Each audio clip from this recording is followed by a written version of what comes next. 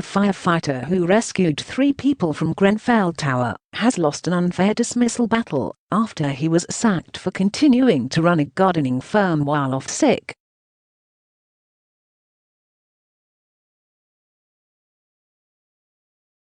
David De Costa helped save residents from the blaze in North Kensington, West London, in June 2017, and was subsequently diagnosed with post-traumatic stress disorder.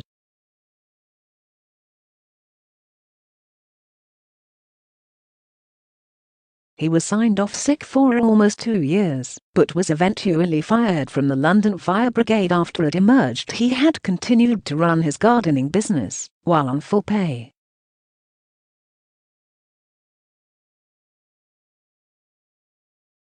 However, Mr De Costa claimed he had been sacked because it was too expensive for bosses to continue to pay him his full salary while on sick leave.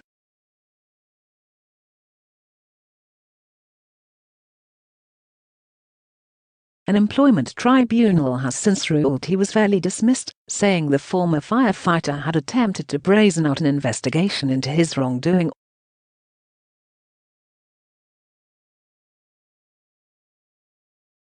It was added that Mr De Costa provided a frankly wholly implausible explanation.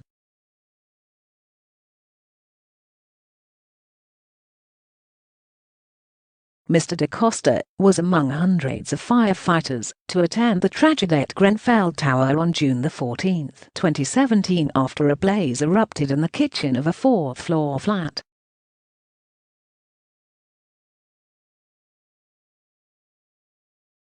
He gave a witness statement in November 2018 which detailed his involvement in the disaster.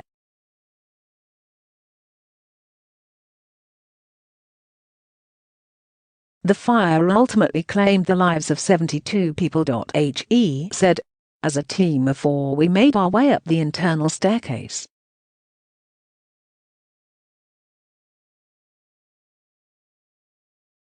The visibility was poor.We were at the 11th floor, where we carried out 3 rescues of 1 adult female, 1 adult male and 1 infant, and laid them down 1 floor, where they were passed on to another team."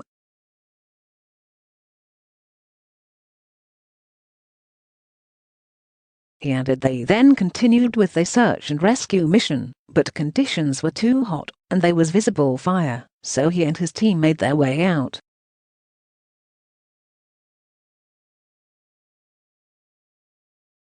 A total of 65 people were rescued from the burning building by firefighters.Mr De Costa was diagnosed with PTSD following the fire, and was signed off sick from July 22.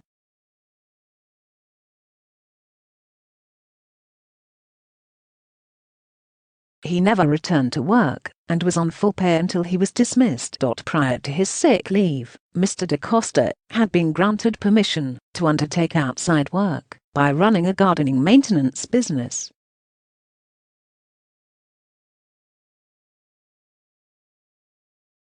He had applied for permission in line with his employment contract. This document also stated that working during a period of sickness would be regarded as an act of gross misconduct which he could lose his job over.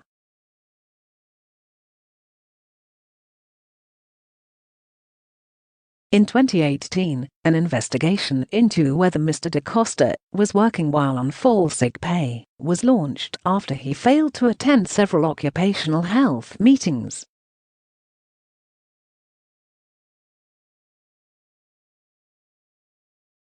A disciplinary hearing took place on July 11, 2019, where Mr De Costa claimed he had sold his business in the spring of 2018 and had not worked for it since.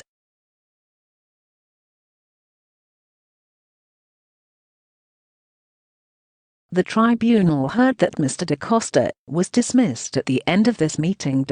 He launched an appeal, but this was unsuccessful.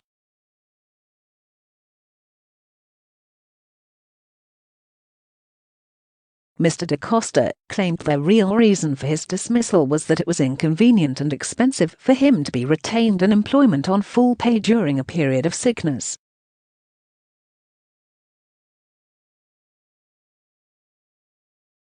But Judge Derek Reed said, I was satisfied that the reason for dismissal was a belief that Mr. De Costa had been working during sickness absence.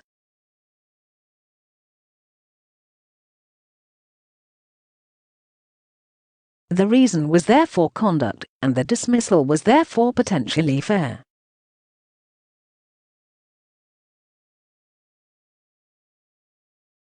He pointed out that there were a number of reviews of Mr. De Costa's garden maintenance business on Google and Checkatrade, which indicated he was working for his company at the time.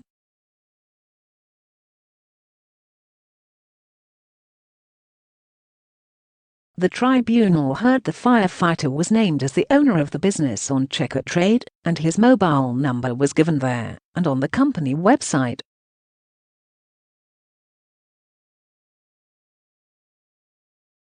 Company's House was only notified that he was no longer a director a few days after Mr. De Costa was told about the investigation.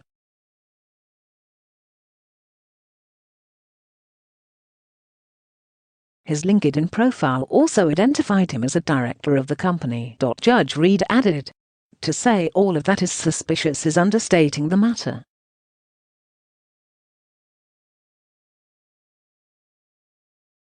He was being personally identified as the person carrying out the work.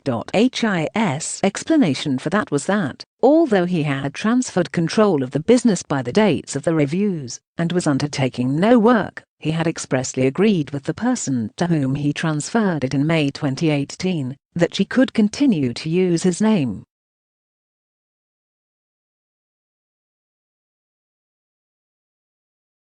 Very shortly after Mr. De Costa was made aware that the investigations were underway, somebody contacted one of the review sites to remove the references to him.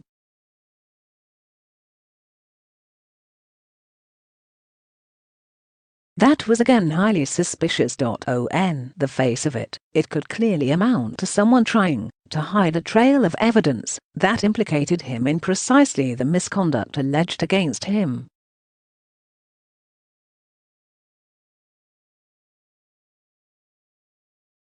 Mr. De Costa had PTSD as a result of his attendance at the Grenfell Tower fire. He could have claimed, for example, that, because of that condition, he was simply incapable of properly appreciating the gravity of what he was doing.